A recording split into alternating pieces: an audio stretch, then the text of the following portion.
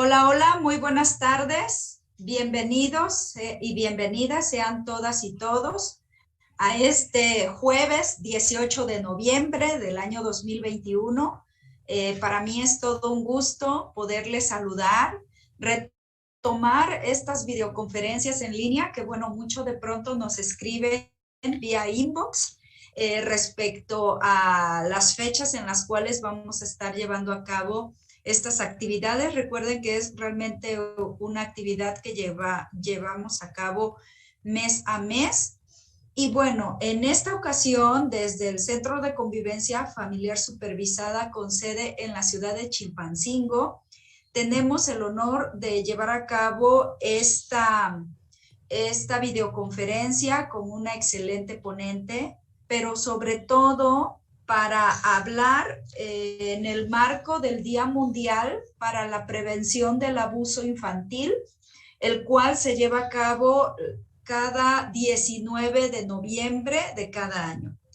Así es que sin lugar a dudas, el hecho de tomar y generar conciencia sobre este fenómeno que afecta principalmente a nuestra infancia, es que nosotros pues quisimos buscar este espacio para dar a conocer todos los pormenores, algunas cosas que se tienen que hacer para prevenir, para cuidar, para sancionar y erradicar y denunciar sobre todo este tipo de abusos hacia niñas, niños y por supuesto también hacia adolescentes.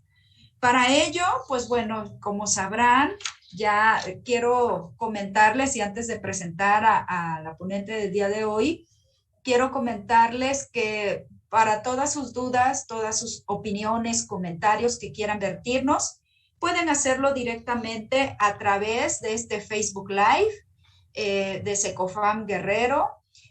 Al final de esta charla, de hecho, tendremos un espacio de preguntas y respuestas. De antemano también quiero comentarles que estamos dejando ahí un formulario. ¿Por qué? Porque nuestra ponente, la maestra Beatriz Cruz, ha sido tan amable de compartirnos una serie de materiales que pueden ser utilizados ya sea en un contexto clínico, en un contexto educativo y hasta familiar al interior de los hogares. Es un material muy bonito de trabajo de uso para niñas y niños, así es que todas aquellas y aquellos que estén interesados en tener esta información pueden llenar el formulario y con todo gusto van a estar recibiendo en sus correos electrónicos dicha información. Y pues sin más, presento a nuestra ponente, a la maestra Beatriz Cruz Tapia. La verdad, todo un gusto el poderla tener con nosotros, el poder coincidir en un evento de este tipo. Ella principalmente es perito en psicología infantil, es psicoterapeuta familiar y bueno, es licenciada en psicología por la Universidad del Valle de México en Campus Tlalpan. Es maestra en terapia familiar por el IFAC, Asociación Civil, certificada en el actual sistema penal acusatorio, perito en psicología desde hace 14 años.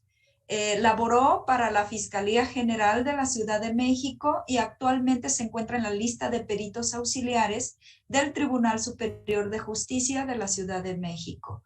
Se ha desempeñado como instructora en diplomados de abuso sexual infantil y en psicología forense para abogados y psicólogos. Es coautora del libro Alto al abuso sexual infantil y finalmente realiza una certificación en pedagogía de emergencia para el equipo de España e Iberoamérica. Así es que, pues sin más, maestra, de verdad todo un gusto. Y bueno, pues vamos a hablar sobre justo estos temas de estrategias para la prevención del abuso sexual infantil. Y pues estamos pendientes y adelante, este es su espacio, con gusto, pues va a poder estar compartiéndonos sus conocimientos. Muchísimas gracias. La verdad es que estoy muy privilegiada, más bien yo, por estar invitada en este foro. Siempre que me invitan para poder hacer cualquier tipo de prevención en cuanto a abuso sexual o en cuanto a cualquier tipo de maltrato infantil, la verdad es que yo siempre estoy encantada. Y pues voy a empezar, a mí me gusta empezar las presentaciones primero con alguna referencia, con alguna frase, y uno de los Sí. autores que me encantan, ¿no? Que me encanta sobre todo por el libro, que cada vez que uno lo puede leer y releer, le encuentras un sentido diferente. ¿Y por qué no? Estamos aquí para hablar justamente de los niños y niñas y también de los adolescentes que son víctimas de este tipo de situaciones de abuso sexual infantil, que cuando lo pasamos a escenarios de adultos, algo nos pasa a los adultos que no sé, y me gusta por eso dar esta referencia. Y dice así, todas las personas mayores primero fueron niños, pero pocos lo recuerdan. Antoine Exupéry, de el libro El Principito, ¿no? En donde de alguna manera creo que el abuso sexual infantil, cuando lo vemos desde los ojos de los adultos, a veces nos pasa que tenemos muchísima incredulidad, que tenemos muchas dudas alrededor de lo, ¿qué tal que lo vi mal? ¿Qué tal que soy la loca porque entonces entendí X? ¿O es que estoy tan ocupada? ¿O es que seguro yo soy la loca que entonces estoy pensando cosas que no son, ¿no? Pero nadie como adulto se atreve a nombrar el abuso sexual infantil. Solamente llegan y dicen, es que vi algo, es que sentí algo, es que quiero platicarle de eso que me dijo mi hijo, pero nadie se atreve a decir, mi hijo fue abusado sexualmente, ¿no? Aun cuando lo sientan, aun cuando lo vean, aun cuando vayan interactuando cada vez más con su niño o con su niña, o incluso después de haber hecho una evaluación y cuando uno tiene que rendir y decir qué fue lo que pasó, hay padres que todavía dicen, pero fue abuso, bueno, pero nada más lo tocó, ¿no? Pero bueno, ¿no? Y entonces hay muchísima incredulidad alrededor de este tema y que por eso sí pido a todo el auditorio que sean cautelosos a poner atención, que evidentemente así como la cantidad de personas que somos en este planeta, así también podemos encontrar una diversidad de situaciones en el abuso sexual infantil y que entonces no es que yo venda una receta mágica porque no hay una receta mágica para poder decir, si tú haces de la P a la PA, te juro o te prometo que tu niño, tu niña o tu adolescente no va a ser violentado. No, lo que se trata acá es de prevención. De lo que se trata es de generar mayor conciencia, de generar una educación más abierta, de poder promover, de poder generar hábitos, usos, costumbres adecuadas que puedan forjar una educación y una crianza diferente a la que seguramente muchos de nosotros hemos recibido en nuestra casa. Entonces voy a empezar a compartir mi presentación. La presentación en realidad me gusta hacerla muy dinámica y me gusta preguntarle casi siempre al público y escucharlos, porque de verdad es que vamos construyendo este espacio que no es mío, sino es de nosotros, y todos lo podemos ir haciendo y construir una buena información, y que evidentemente, como ya bien lo dijiste, maestra Claudia, pues al final voy a dejar estos materiales para que quien se interese pueda ahondar un poquito más, bueno, pues pueda obtenerlo y por qué no revisarlo y cualquier duda, siempre estoy a la orden. Entonces, justamente mañana, que es el 19 de noviembre, se conmemora, o más bien se habla justamente de todo lo que se puede hacer alrededor de la prevención del abuso sexual infantil. Y justo hace como 2 años, haciendo una investigación de qué país es el que menos tiene una incidencia o qué país puede decir que ha funcionado sus estrategias de prevención. Bueno, pues la verdad es que la ONU mandó un informe, por lo menos en el 2019 aproximadamente, en donde decía que de los 174 países que estaban agregados a un programa que se llama Inspire para poder promover la erradicación del abuso sexual infantil, solamente en menos del 50% pudiera decir que ese programa realmente servía. ¿Y por qué? Y encontraron dos fallas para poder implementar recursos para el adecuado abordaje de la prevención del abuso sexual infantil, y eran dos. Uno, la falta de capacitación al personal, y dos, que al momento de bajar estas políticas públicas a nuestra población, al momento de bajarlas era ahí donde también se encontraban los focos rojos, ¿no? Y entonces evidentemente la gente no le llegaban todos estos recursos. Y entonces, pues vamos a empezar. ¿Qué es el abuso sexual infantil? Pero primero que nada, ¿qué pasa en nuestro bello México? ¿Qué pasa en cada una de nuestras regiones en donde estamos nosotros? Y vamos a pasar a la siguiente.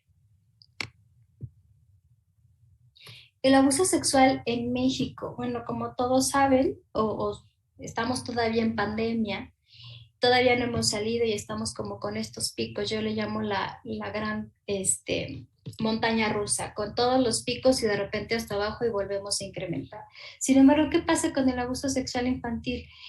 Por lo menos en el 2015 se estimaba que había un 64% de incremento de la violencia hacia nuestros niños, niñas y adolescentes mexicanos. Es decir, que en el 2015 se estimaba que subió un poco, bueno, no un poco, sino más del doble lo que es el abuso sexual infantil.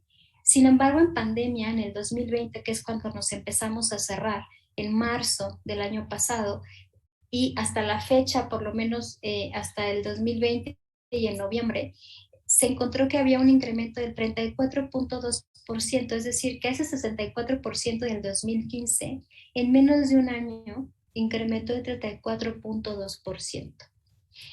Y llegando a ese punto, CIPINA, que es quien se encarga justamente de los niños, niñas y adolescentes en cuanto a todo lo que se trata de maltrato, informó en el 2020 justamente que hubo 11,000 ingresos de niños y niñas y adolescentes a hospitales por cualquier tipo de violencia. Y aquí me quiero detener un poco, porque todos hoy sabemos que hay una pandemia y que justamente que por la pandemia tuvimos que encerrarnos, que tuvimos que limitar incluso el contacto, que tuvimos que adoptar nuevas medidas de higiene, que tuvimos que adoptar cada uno de nosotros de nuestras casas una forma de prevenir, ¿no? Cada uno decía, tómate el té, ve al médico en tal momento, hazte la prueba, no salgas, debes de, todos de alguna manera tuvimos que protegernos. Sin embargo, ¿qué pasa con el abuso sexual infantil? Es como yo le llamo, es la pandemia a todas luces, pero a secreto, ¿no? Es este secreto mejor guardado por nuestra población, en donde también es una pandemia, pero como se da en un contexto de familia, pues entonces hemos entendido que como se trata de familia, entonces también se trata de secreto, se trata incluso a veces de herencia, se trata a veces de generación en generación que se va pasando. Entonces, de alguna manera, esta parte del abuso sexual infantil que ahorita lo tenemos muy presente por la pandemia, también les quiero comentar que también existe esta pandemia en donde viene de manera ancestral incluso, en donde por lo menos en nuestra población mexicana, la familia implica, es sumamente relevante para todos los mexicanos, ¿no? Entonces, estamos hablando que el abuso sexual se da en ese contexto. Por lo menos más del 70% se da en el contexto de la familia, siendo primero el papá, después un padrastro, y de ahí podemos ir a un tío, a un hermano, y en quinto o sexto, o a veces, sí, quizás en el quinto y sexto lugar se encuentra otro contexto que no es la familia, sino también es la escuela. O también cuando los niños acuden a clases extraescolares. Entonces, hablar de estos números en pleno marco internacional para la prevención, justo a mí me encantaría decir, hay programas de prevención que están funcionando y estamos a la baja y las denuncias, pero estas cifras que estoy dando es solamente de aquellos que se atrevieron a denunciar. ¿Qué quiere decir? Que hay muchísima cifra negra atrás, entonces hay muchísimo más niños y niñas y adolescentes están siendo víctimas en estos momentos de abuso sexual. Para que se den un panorama, en un cuarto con 10 niños, por lo menos 5 o 6 niñas son víctimas de abuso sexual infantil, lo cual es alarmante, ¿no? Entonces, y de esos 6 son de los que sabemos, de los que sí denuncian. Entonces quiere decir que de los otros, seguramente 2 o 3 también están siendo abusados, pero están en un contexto todavía de secreto, están en un contexto en donde todavía no han generado esa fuerza o están severamente manipulados o severamente maltratados que no se atreven ni siquiera a decirlo. Y por eso es importante justamente hacer este tipo de eventos y muchas otras cosas más alrededor para poder prevenir el abuso sexual infantil. Bien. Pero justo ya hablé de cifras y antes de empezar a qué es el abuso sexual infantil y darles una definición como tal, me gustaría que ustedes pensaran en cuál es el órgano sexual más grande que tienen ustedes. ¿no? Simplemente ustedes pueden pensar ahorita cuál será el órgano sexual más grande que tengo.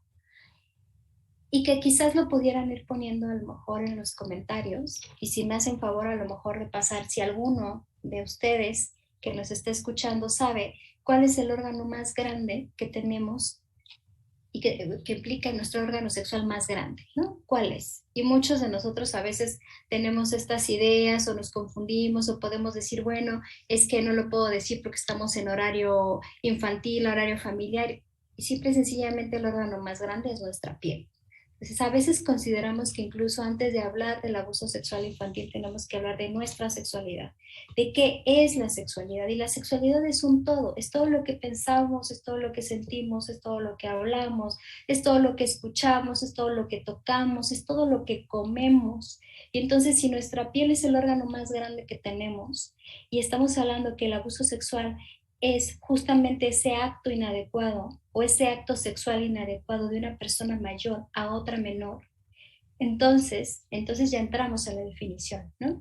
El abuso sexual infantil es justo eso, cualquier acto sexual de una persona más grande, desde la percepción del niño. Ojo, ¿qué quiere decir? Que puede ser que para el niño de 4 años, alguien más grande para él sea un niño de 6 años, ¿no? Por eso aquí hace una acotación. Cualquier acto sexual de una persona más grande desde la percepción del niño, uno. Y dos, y que tiene más conocimiento que evidentemente el niño que está siendo agredido sobre un menor de edad, ¿no? O sea, quiere decir que el abuso sexual se puede dar entre iguales. No siempre, a veces pensamos que hay una disparidad, pero también se puede dar entre iguales. Y que justamente haga uso de la fuerza física, ¿no? O moral, del engaño, de la seducción, de la manipulación, ya sea de manera directa, como son los tocamientos, los acercamientos, los manoseos, o también que pueda llegar a hacerlo de manera indirecta, como es el exhibicionismo, la exposición de material pornográfico, miradas lascivas, palabras con carga sexual. Y aquí me quiero volver a detener, ¿no? Porque a veces uno pensaría que el abuso sexual infantil siempre debe de venir por parte de un adulto o por parte quizás también de agresores sexuales adolescentes. Sin embargo, hoy en día y justamente por pandemia ha incrementado incluso que entre pares haya este tipo de violencia y uno se pregunta, bueno, ¿por qué entre niños pasa? ¿No?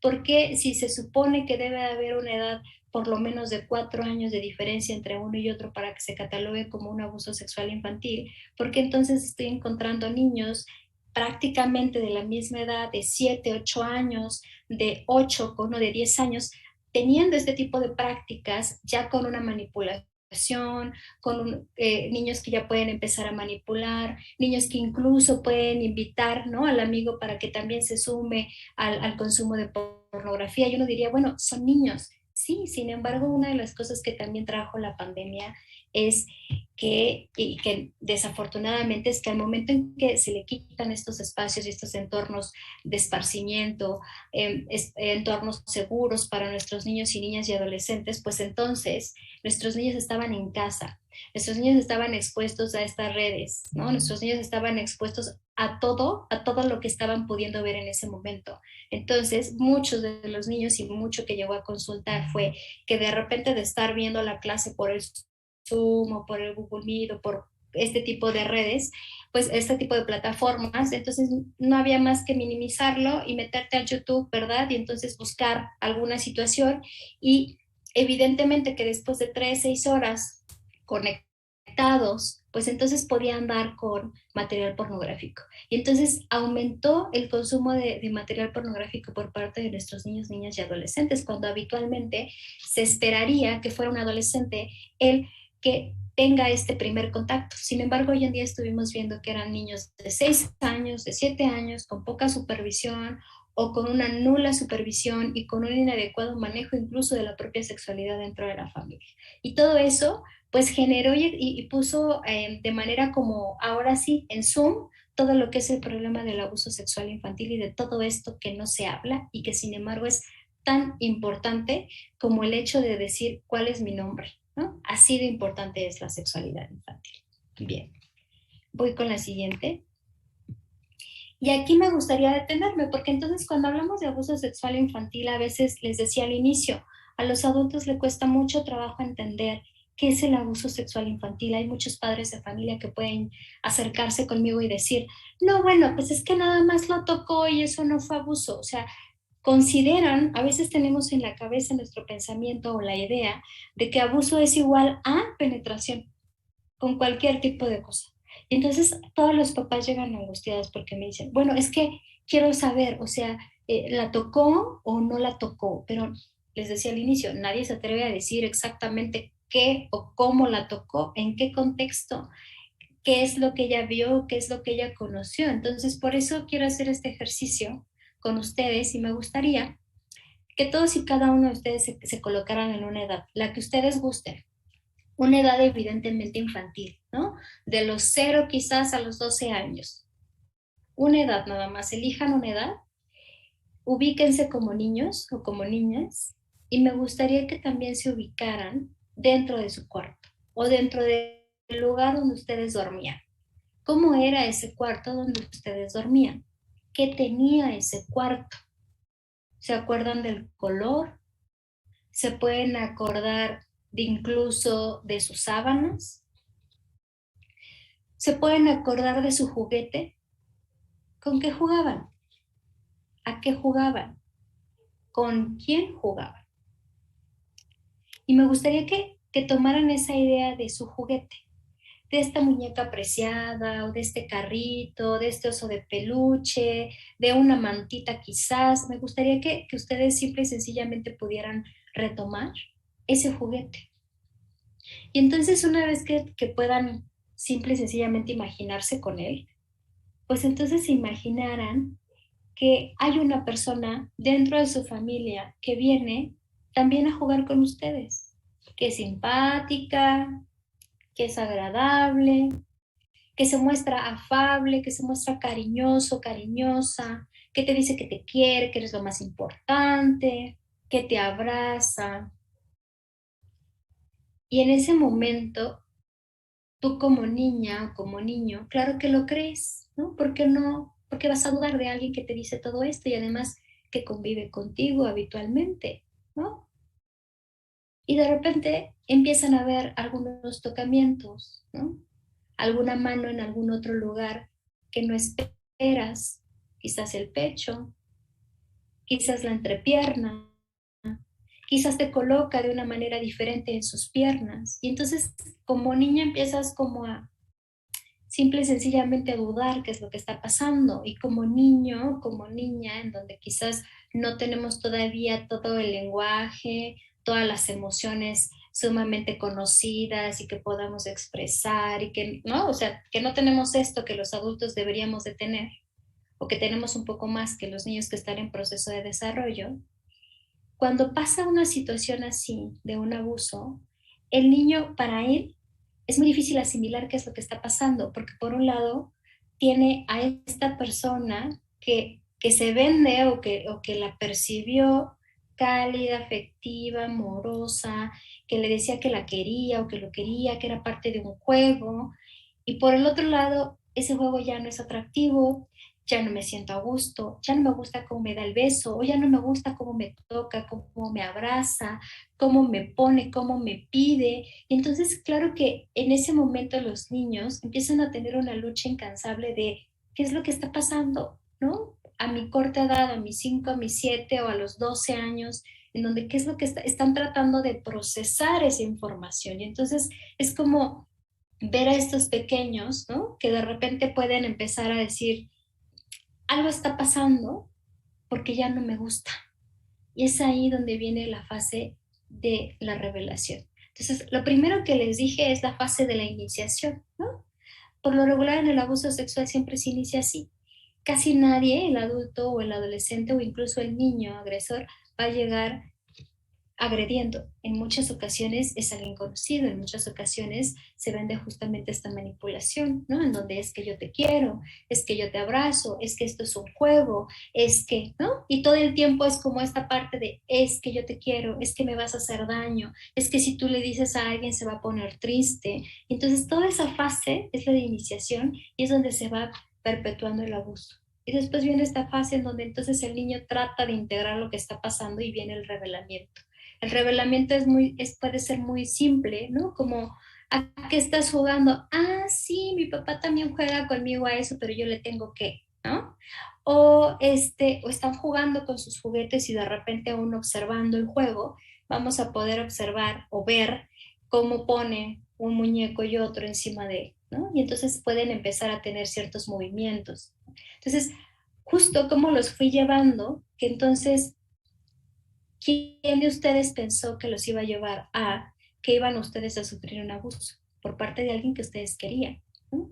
Yo primero les dije, imagínense, vayan a un lugar, agarren su juguete, describan su recámara, cómo era, la sábana, y cuando les fui envolviendo y diciendo, bueno, es que justamente también pueden llegar a ser víctimas de abuso sexual, pues es ahí donde uno tardas un tiempo en reconocer que sí y que no.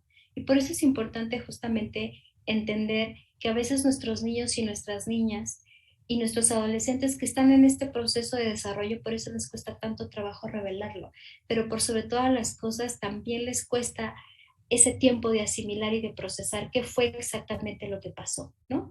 Sin embargo, cuando ellos revelan esto, cuando esto se lo entregan al adulto, el adulto en muchas ocasiones tiene tanto miedo o genera tanta ansiedad que evidentemente rechazamos o negamos lo que acabamos de escuchar. ¿Escuché bien? ¿Qué me dijiste? Seguramente lo confundiste. Ay, no, ¿cómo crees si él te quiere tanto? Oye, no, pero es que él trabaja para nosotros, ¿no? Y son tantas situaciones también en el adulto que evidentemente a veces es muy difícil también para él recibir esta situación. Estoy hablando en el mejor de los casos, porque en otras ocasiones pueden llegar a contestar de manera muy agresiva, ¿no? Hay algunos niños que te dicen, es que me pegaron, es que me gritaron, no es que me castigaron porque yo era la niña cochina, o yo era el niño cochino, o era el niño tal.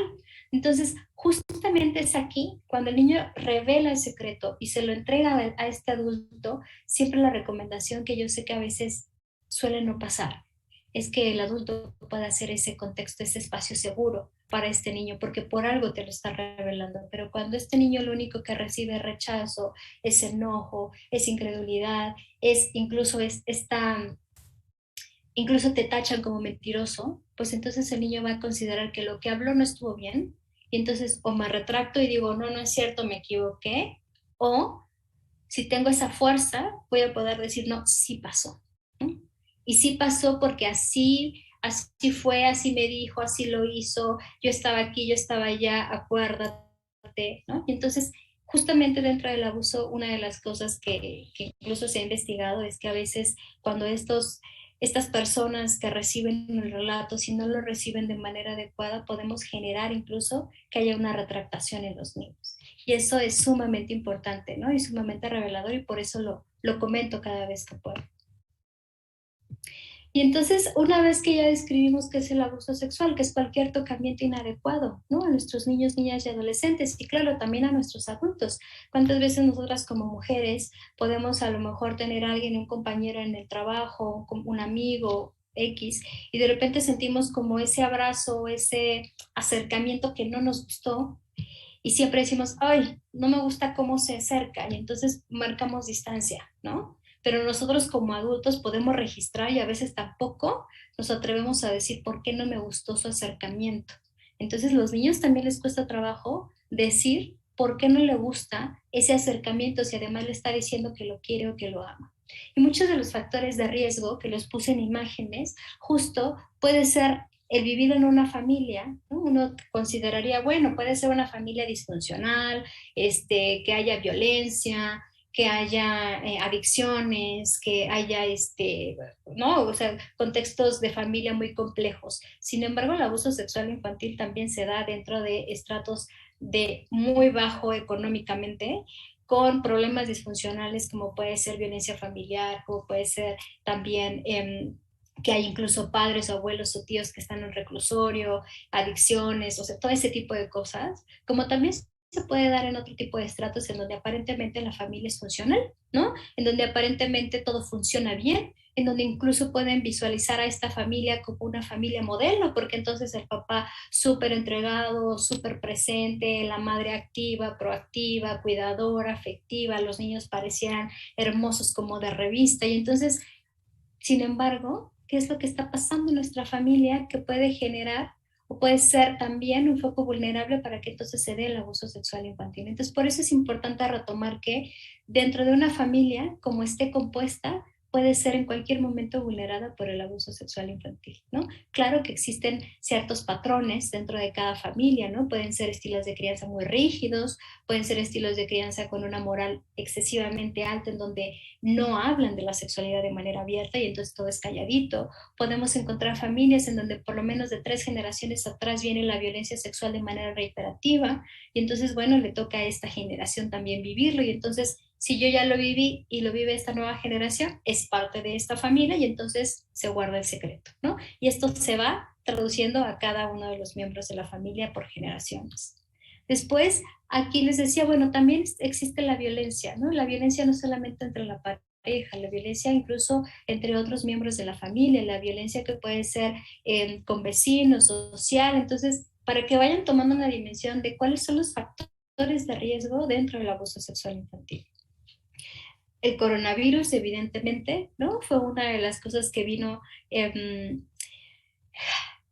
no sé si incentivó, ¿no? Todavía más el hecho del abuso sexual infantil para mal, pero bueno, el COVID vino un incremento y es importante mencionarlo, pero no nada más el COVID, también puede haber familias con una enfermedad, ¿no? Como puede ser que algún miembro de la familia tenga cáncer y entonces no puedan cuidar adecuadamente a este pequeño o a esta pequeña porque necesitan otro tipo de atenciones y entonces en ese momento los cuidados se relegan a otro miembro de la familia o a otro cuidador incluso, ¿no? Entonces, cualquier tipo de enfermedad de estas graves, en donde requieren de este tiempo, de esta hospitalización, de estar constantemente en atención, pues también pueden favorecer que exista o que prevalezca el abuso sexual infantil.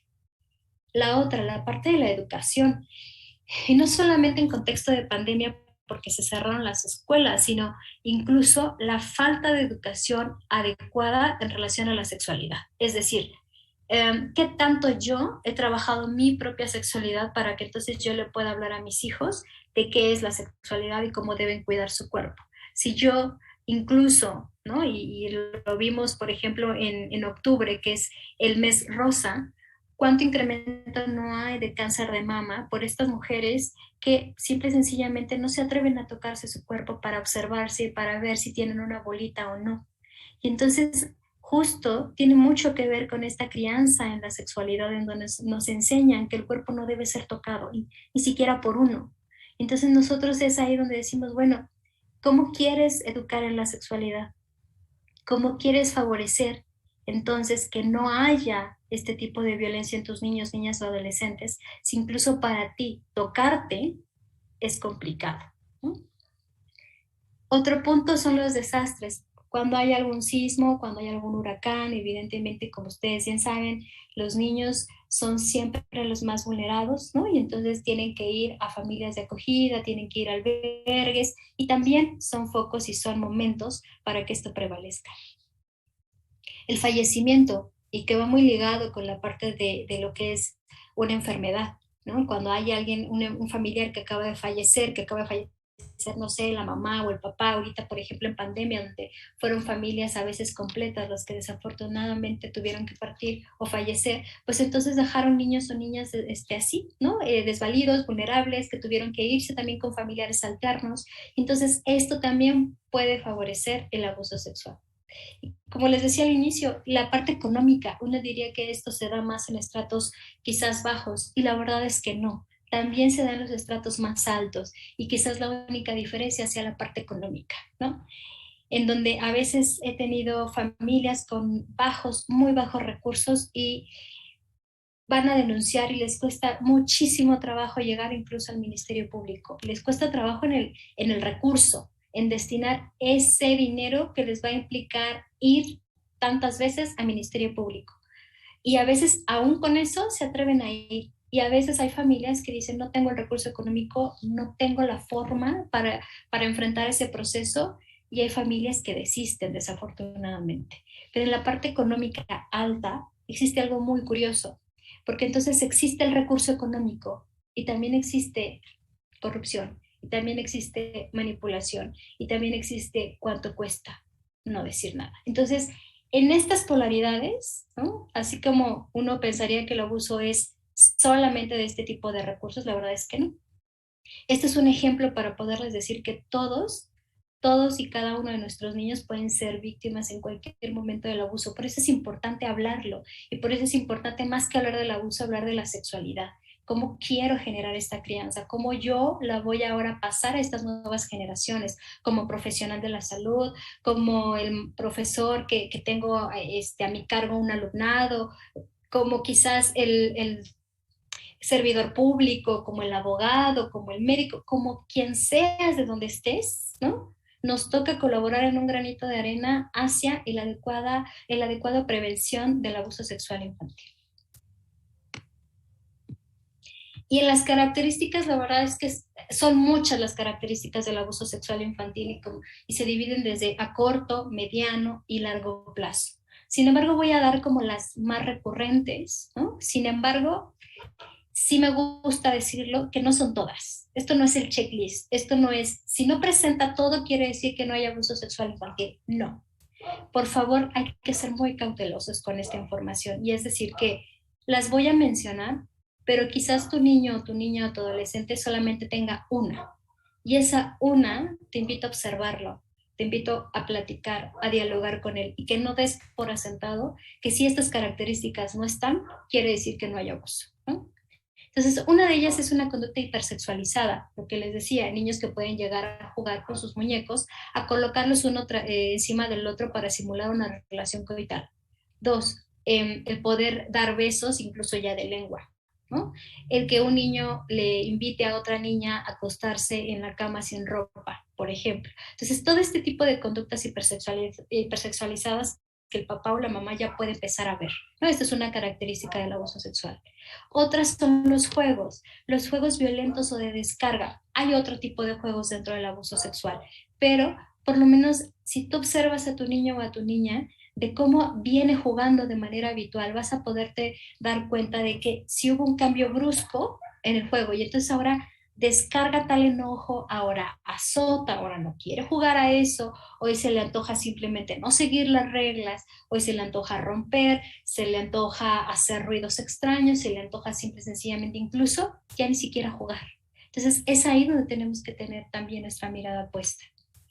3, la revelación del secreto y la retractación, que era lo que les comentaba. Esto es algo muy común, en donde en el juego, justamente cuando estás jugando con tus niños, ellos digan, ah, claro, ahora vamos a jugar a que tú, ¿no? Y entonces es ahí donde viene esta parte de la revelación, y la mamá dice, no, pero es que eso no se hace. Y el niño, ok, no se hace, entonces esto no pasó, ¿no? 4, cambios en su rutina o en la conducta. Somos seres de rutinas, todos somos seres de rutinas. Y cuando justo algo nos pasa, vamos a empezar a cambiar. No hacemos algo de manera igual cuando tenemos una situación o una preocupación. Entonces nuestros niños y nuestras niñas y los adolescentes van a tener cambios en su rutina y en la conducta, ¿no? Pueden llegar a ser o más introvertidos, pueden simple y sencillamente evitar comer. Hay niños que incluso pueden llegar a orinarse, ¿no? Y eso es algo que ellos ya tenían, y entonces ahora simple y sencillamente ya se pueden orinar en la noche, durante el día, pueden despertarse con pesadillas, etcétera. Y esto va muy hilado al siguiente, en donde se aparecen miedos para estar solo o dormir solo, ¿no? Esta parte donde los niños va muy ligada al apego, en donde quieren estar con esta figura que puede ser sostenedora, que puede ser rescatadora, como la mamá, la tía, la abuelita, y que todo momento quieren estar con ella, ¿no? Y entonces tiene miedo a que se la roben, a que se vaya, a que se muera, a que algo le pase, ¿no? ¿Por qué? Porque de ahí se están anclando, y claro que tienen un terror, incluso pueden aparecer estos terrores nocturnos, que el niño no quiere dormir, ¿no? El niño simple y sencillamente tiene miedo. Y les repito, hay más características, pero sí es muy importante estas, que son como las más habituales o las más conocidas, pero pueden haber más. Y algo muy importante es que el juego del niño es el lenguaje que tiene. Y entonces siempre les digo a los padres de familia, observa a tu hijo cómo juega. Si tú juegas con él, vas a poderte dar cuenta que cuando tienes la sesión de juego con tu hijo, algo le está pasando porque cambió el juego. Porque cuando tú quisiste dar una opinión o cuando tú quisiste decir qué tal que vamos a jugar, el niño tiene una reacción totalmente diferente. Y entonces aquí vienen las preguntas, ¿no? Los padres dicen, bueno, Betty, entonces, ¿qué vamos a hacer? ¿No? Porque ya me dijiste que la pandemia incrementó la incidencia en el abuso sexual infantil, que México está colocado dentro del primer lugar a nivel internacional en abuso sexual infantil, que tercero, que puede pasar en cualquier contexto prácticamente, ¿no? Cualquier familia puede ser sujeta a un abuso sexual. Ya me dijiste que estas características que me diste pueden o no darse en mi niño o en mi niña o en mi adolescente. Entonces, ¿qué voy a hacer? ¿No? Bueno, pues, ¿qué vas a hacer? Primero, uno, y es preguntarte, ¿cómo estás en tu sexualidad? ¿Es placentera? ¿Cómo te la enseñaron? ¿A qué edad te enseñaron sobre sexualidad? Y muchos padres siempre preguntan que hablar de sexualidad es cuando aparecen los primeros signos de cambio, los primeros cambios sexuales físicos en los niños, que es como entre los 9 y 10 años. Y yo les digo, no, la crianza de la sexualidad empieza incluso 20 años de que nazca nuestro niño. Entonces, quiere decir que que todo lo que envuelve la sexualidad y es esta invitación a los padres de familia a revisar su propia sexualidad. ¿Cómo están? ¿No? Hay estudios que avalan que para que se dé el abuso sexual infantil en la relación de pareja debe haber una dificultad en la sexualidad para que entonces se pueda dar. Entonces, por eso es importante hablar de tu sexualidad. ¿Cómo estás en tu sexualidad? ¿Es placentera? ¿Cómo la construiste? ¿Cómo te dijeron que tenías que vivirla? ¿Hacia dónde tienes que ir para justamente agarrar estos mitos y estas creencias y trabajarlas contigo primero para que entonces puedas llegar con tu niño, con tu niña, con tu adolescente a sentarte sin espantarte o sin ponerte tenso, ¿no? Porque hay padres que le decimos, vamos a hablar de sexualidad y es como, uy, ¿qué me van a decir? ¿No? Y tienen miedo como, vas a hablar de las partes, ¿no? Y fíjense, de las partes cuando decimos, tenemos que hablar de genitales, tenemos que hablar de lo público y de lo privado, tenemos que enseñarle que la sexualidad no se reduce a esta parte de la genitalidad, sino también son emociones, es la parte social, es todo lo que vamos generando en nuestras creencias, todo lo que nuestra sociedad nos vende y justo es crear ese filtro de lo que hay en la sociedad y de lo que yo tengo, porque existe esta sexualidad que es marketing, ¿no? Y existe también la sexualidad real, ¿no? En donde no se acerca absolutamente nada a lo que te están vendiendo. Entonces, ¿qué hacer? Es primero revisar qué pasa con tu sexualidad. Dos, hay talleres de prevención, hay talleres de escuela para padres, en donde antes de llegar a hablar con tu hijo de sexualidad, ¿qué tal que primero vas tú? ¿Qué tal que primero platicas incluso con tu pareja? ¿Cómo estás? ¿Cómo te sientes? ¿Te gusta? ¿No te gusta? ¿Qué hacemos? ¿Lo mejoramos? ¿No? O sea, todo esto que es hablar y que justo en el abuso sexual lo que se caracteriza es el secreto. Y si nosotros empezamos a hablar, vamos a empezar a trabajar, ¿no? Y antes de pasar a esto, me gustaría también decir que, por ejemplo, la ONU hace por lo menos unos 10, 15 años establecía programas de prevención dirigidos muy específicamente hacia nuestros niños y a nuestras niñas. ¿En qué? El niño y niña tenía que saber perfectamente bien cuáles eran las partes de su cuerpo para poder decir, ¿no? Que fue tocado o no, o que fue abusado. Sin embargo, hoy en día se apuesta a la crianza positiva, ¿no? Incluso también ellos han volcado sus estrategias de prevención a justamente a los padres, a llegar a ellos, a concientizarlos, a decirles, por favor, ten una sexualidad plena, y no nada más en la sexualidad plena, sino también genera estrategias de manera diferente, como también las tuviste tú, como fuiste criado, ahora qué tal que te atreves a criar de manera diferente, atender estas necesidades, qué tanto eres un padre que atiende esas necesidades, que escuchas, que abrazas, que te detienes, que tienes el tiempo. Y a veces es súper difícil en este mundo en donde pasamos por un proceso de encierro, en donde tuvimos que ser mamás, tuvimos que ser profesionales, o sea, teníamos todo en un mismo momento y que era sumamente fuerte y además te tenías que cuidar, la ansiedad creció, el enojo creció. Muchas madres a las que estuvimos acompañando decían, Betty, soy la peor madre del mundo porque ahora me enojo, ahora le grito, ahora no tengo paciencia, ahora lo único que quiero es que esté viendo la tablet porque ya no quiero que me moleste, ¿no? Entonces justamente es eso, ¿qué hacer como padres de familia? Recordemos que somos los garantes de nuestros niños y de nuestras niñas, entonces tenemos que llegar primero por ustedes, los padres de familia. Y bueno, finalmente la crianza en la sexualidad es tan importante como elegir el nombre de tu hijo y de tu hija. Cuando hago este tipo de entrevistas a los padres, siempre les digo, bueno, ¿ya platicaron sobre cómo van a crear la sexualidad? Todos es como, oh, no. Sin embargo, todos los padres saben a qué escuela quieren que vayan sus hijos. Saben si quieren que adquieran un idioma, saben si quieren que practique algún tipo de deporte, saben incluso si quieren uno u otro nombre, saben, incluso hay padres de familia que generan tanto tiempo a cómo le voy a festejar el cumpleaños a mi hijo o a mi hija, pero que generan pocos espacios para generar estas crianzas, ¿no? Para generar nuevas formas, nuevas ideas hacia lo que va a ser esto, la sexualidad en mi familia, ¿no? Entonces, desde ahí se construye mi sexualidad, la sexualidad de mi pareja y entonces nuestra sexualidad con nuestro hijo, ¿no? Es mi crianza, tu crianza, nuestra crianza. Entonces, por eso es muy importante para mí decirles, la crianza siempre es importante, ¿no? Y en la familia y qué tanto ustedes como padres o si solamente son madres solteras, qué tanto pueden comunicarse, qué tanto pueden hablar, qué tanto pueden llegar a estos acuerdos de qué decir, cómo decir, ¿no? Y cada familia generar estas estrategias de prevención. No hay nada mejor que empezar desde casa, ¿no? Y si empiezas desde casa, evidentemente va a haber un impacto quizás menor como a uno le gustaría, sin embargo, si vamos construyendo de poco en poco, lo vamos a hacer de manera diferente.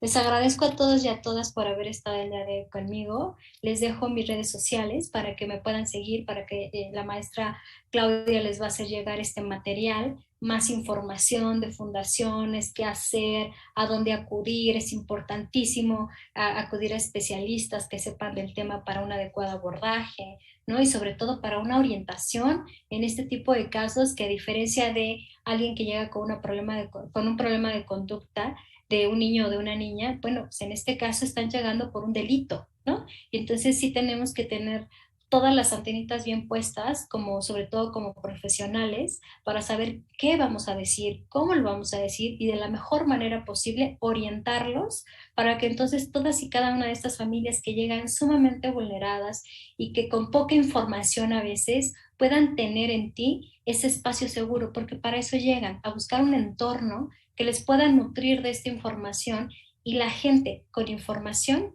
sabe qué hacer. La información es poderosa, entonces hay que transmitirla. Muchas gracias.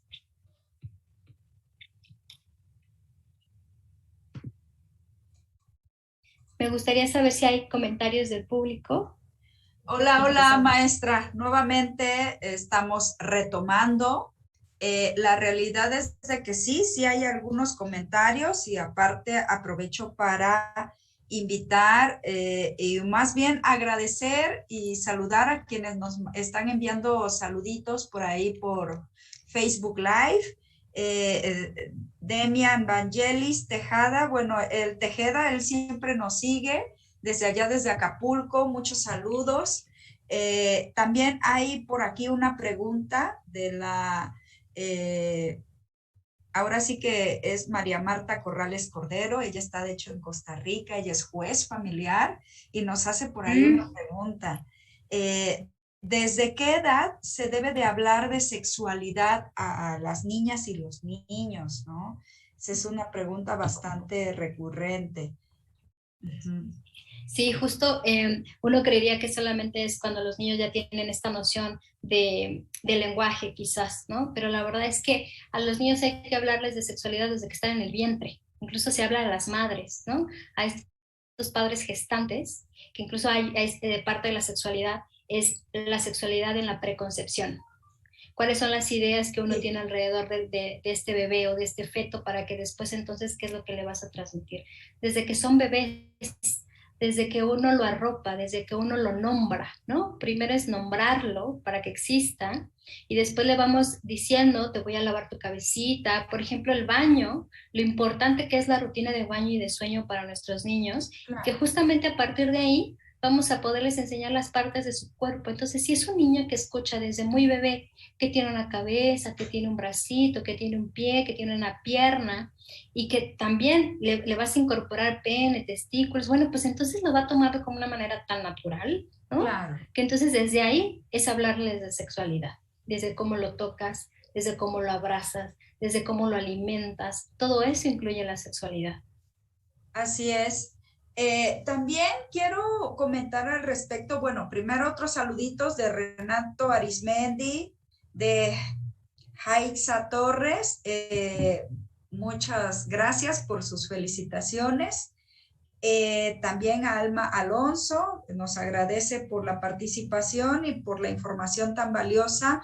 Aprovechamos, Alma, y a todos quienes nos están visualizando, la maestra Beatriz nos compartió un material de gran utilidad para padres de familia, profesores, maestras de nivel preescolar y también profesionales en la psicología que a nivel clínico puedan hacer uso sobre este tema de la prevención del abuso infantil. Me parece que es un material muy enriquecido y ahí está el enlace para todos aquellos que deseen recibir de manera gratuita este material. Pueden inscribirse y con todo gusto el día de mañana les estaremos enviando esta información. América, también un saludo, colega. Nos manda saludos a ambas, que menciona que muy buena ponencia y muy claros conceptos. Ojalá nos puedan compartir la presentación. Claro que sí, América, ya estamos comentando ahí. De hecho, abajo de este Facebook Live hay un enlace donde ustedes pueden por ahí llenar ese formulario y con todo gusto estaremos teniendo sus datos y enviándoles, insisto, de manera gratuita la información. Hay otra pregunta a Quetzali Marino. Dice, ¿qué se puede hacer por una persona adulta que en la infancia sufrió de abuso sexual? Creo ¿Qué que lo se más, puede hacer? yo creo que lo más importante cuando ya son adultos y que esto se reveló ya en esta fase es lo más conveniente, siempre voy a decir, que es acudir a psicoterapia, ¿no?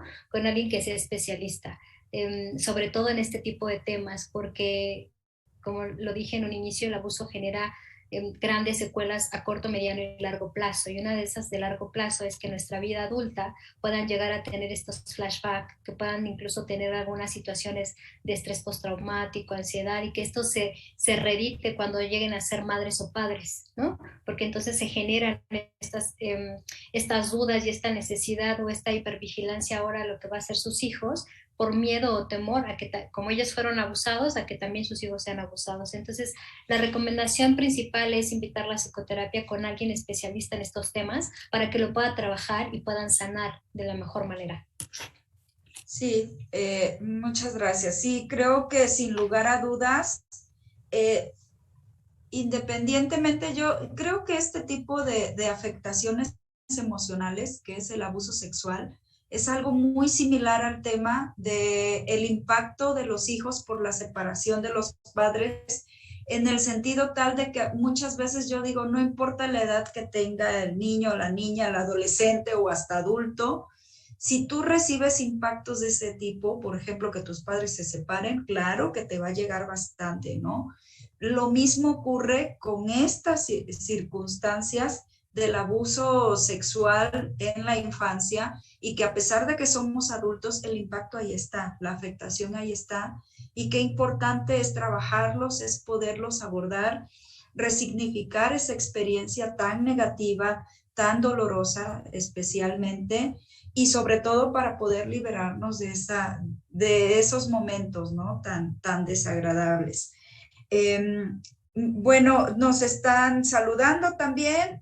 Me parece que Elba Angelina Santos, excelente conferencia. Muchas gracias por la información. Saludos desde Secofam, Sinaloa. excelente ponente.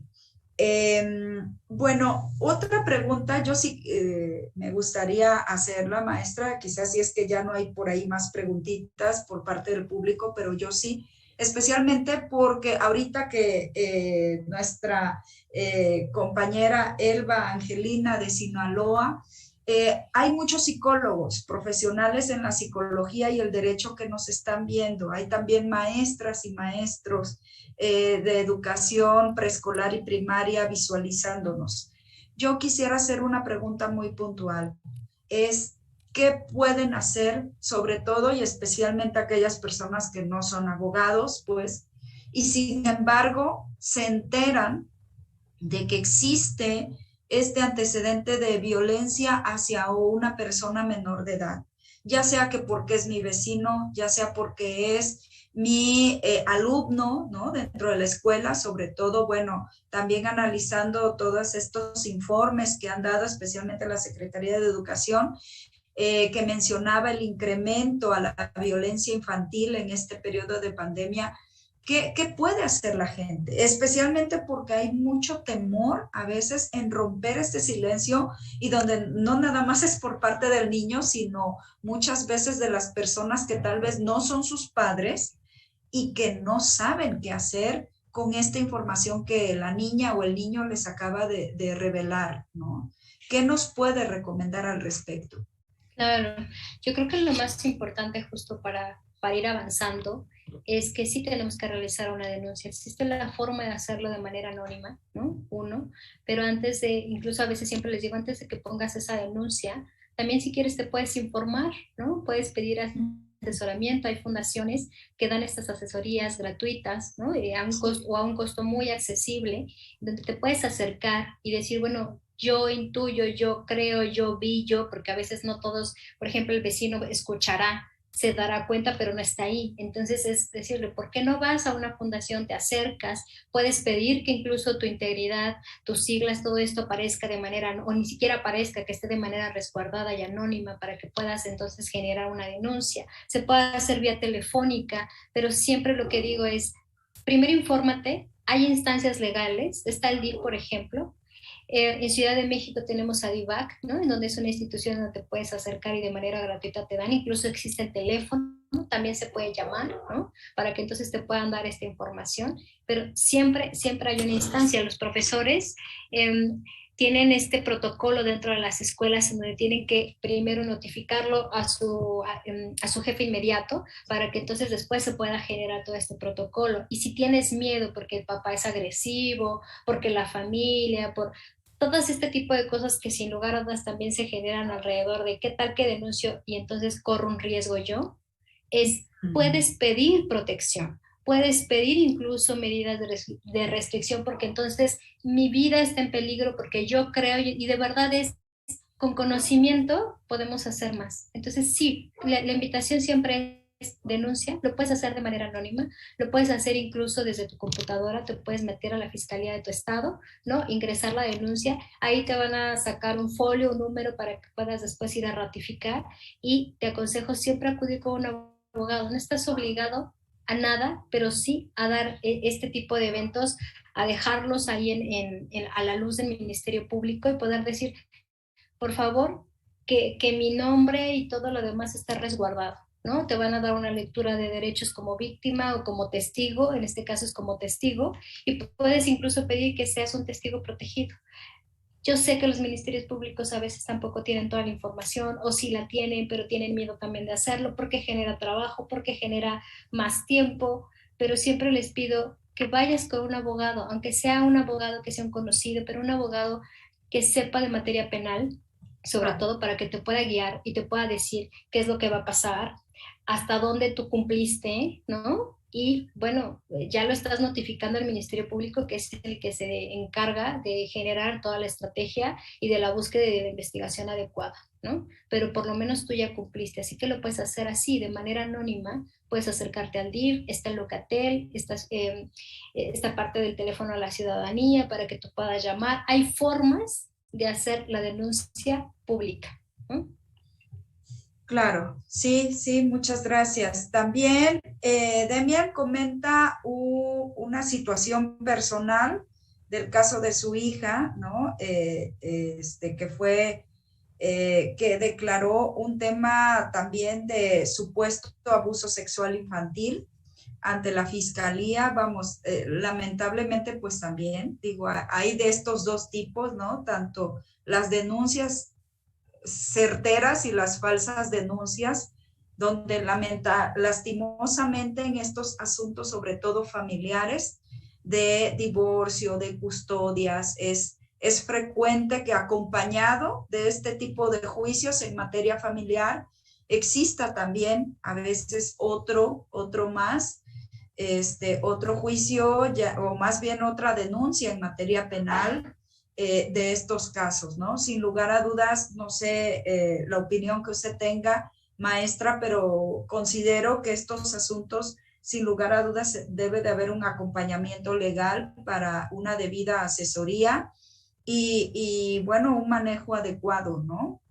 Ujú. Sí, además, algo que me he enfrentado ahora en estrategias con los abogados es que no nada más exista el acompañamiento, tanto en materia penal como en materia familiar, porque son procesos que se van a iniciar, sino que también existe el acompañamiento psicológico, porque son procesos que desgastan mucho y que entonces, en el momento en que esta familia no se atiende emocionalmente, se va desgastando también a lo largo del tiempo y al inicio, y de verdad lastimosamente, al inicio es una sobreprotección hacia el niño o hacia la niña y conforme va pasando el proceso pareciera que el niño o la niña así se difumina, ¿no? Se pierde en todo el proceso y entonces ya la madre o el padre o los que están a cargo de acompañar llegan en un punto de hartazgo, ¿no? Llegan en el enojo y llegan con... Entonces, sí, siempre creo que además del acompañamiento del abogado, sí tienen que ir de la mano con un buen psicoterapeuta que les pueda dar esa contención, porque una vez que inicias este tipo de procesos, es tal cual una montaña rusa, ¿no? Puede ir y venir en cualquier momento. Sí, claro. Ya finalmente, Renato por ahí comenta, dice, como una fundación que no hay dependencias especializadas en violencia sexual o violencia familiar. Dice que en ocasiones sus resultados son muy pocos, ¿no? O casi nulos. Sin embargo, creo que también aquí hay que entender a qué tipo de fundación hay, porque efectivamente hay quienes atienden asuntos más específicos sobre el tema de violencia, ¿no? Familiar, o hay casos que atienden específicamente a mujeres y otros casos como por ejemplo, bien lo comentabas, ADIVAC, Antenas, ¿no? Esta fundación Antenas, que en algún momento dado ellos sí se especializan en la atención a estos asuntos de violencia sexual. No sé si tenga alguna otra fundación o alguna otra acotación que hacer, maestra. Claro, la Fundación Paz también es una de las fundaciones que está especializada en abuso sexual. Juconi, que está en Puebla, por ejemplo, tiene sus programas y se puede uno acercar. Está la Fundación Alumbra, que también tiene una serie de instituciones a la redonda que también ofrecen este tipo de asesoría. Existen las fundaciones, pero también existen los particulares y es ahí donde creo que a veces el mexicano, no sé si es en general, pero el mexicano de repente le cuesta mucho trabajo preguntarle ¿no? Al psicoterapeuta, oiga, ¿y cuáles son sus estudios? ¿No? Uno Claro. concibe que es el psicoterapeuta y entonces tiene la capacidad.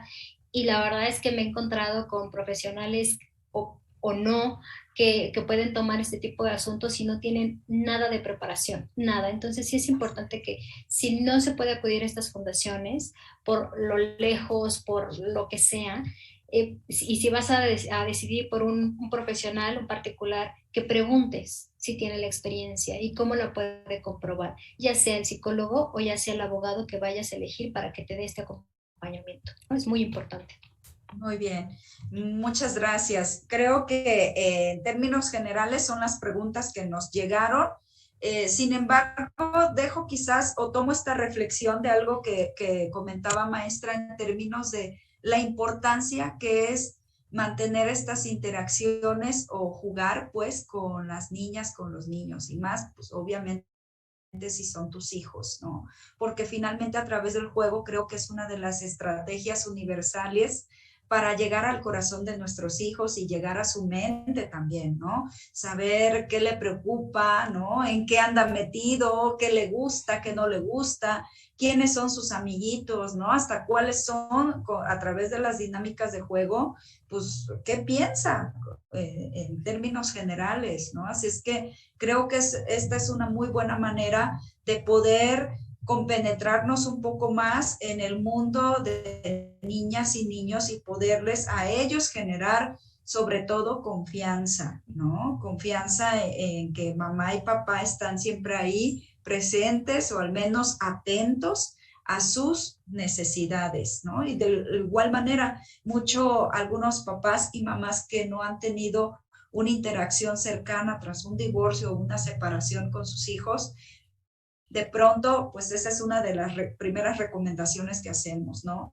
Al menos en la hora, en las 2 horas, en las 3 horas que vayas a estar con el niño, juega, o sea, olvídate del asunto legal, de preguntarle cosas, de temas que son como muy complicados para ellos de explicar, ¿no? O sea, juega con ellos, o sea, y establece un vínculo bastante cercano, y eso, y los datos, la información, ¿no? O la necesidad que tú tengas de explicar algo, el niño por sí solo percibe muchas cosas y en cuanto tenga ese sentimiento de confianza para contigo, va a empezar a abrirse y a compartirte un montón de información, ¿no?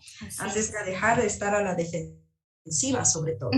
Así es, sí, siempre recomiendo, juega con tu niño, obsérvalo, y de verdad que el juego, darle ese tiempo a tu niño o a tu niña, garantiza prevenir muchas de las situaciones que hoy nos atañen como sociedad.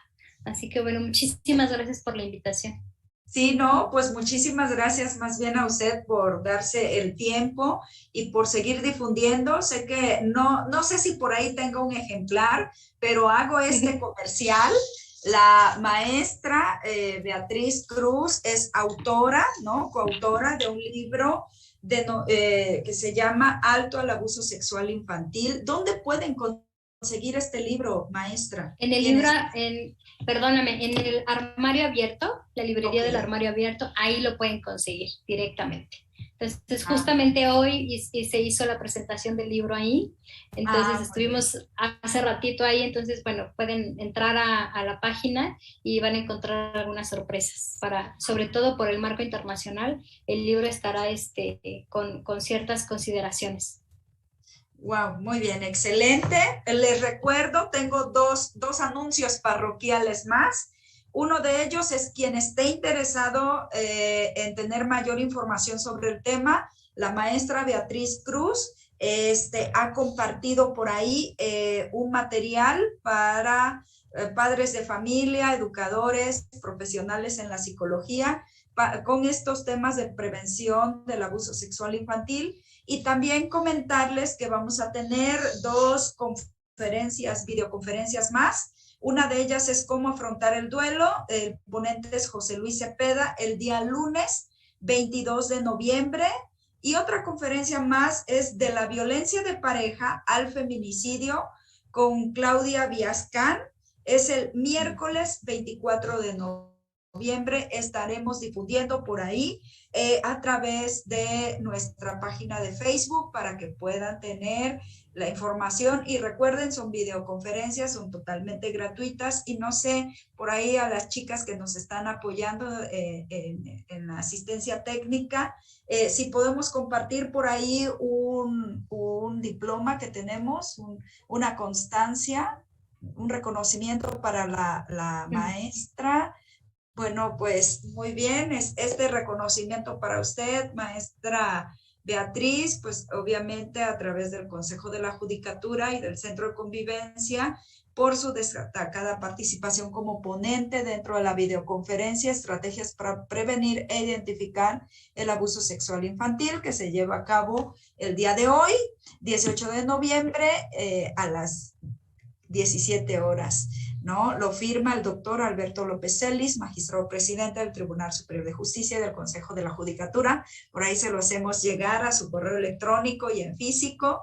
Y bueno, sin más, de verdad, muchísimas gracias por todo su apoyo y su participación en esta conferencia, y a quienes nos están visualizando y han llegado hasta el final, pues reciban también nuestros saludos, nuestro cariño, y nos estaremos viendo pronto para otras videoconferencias.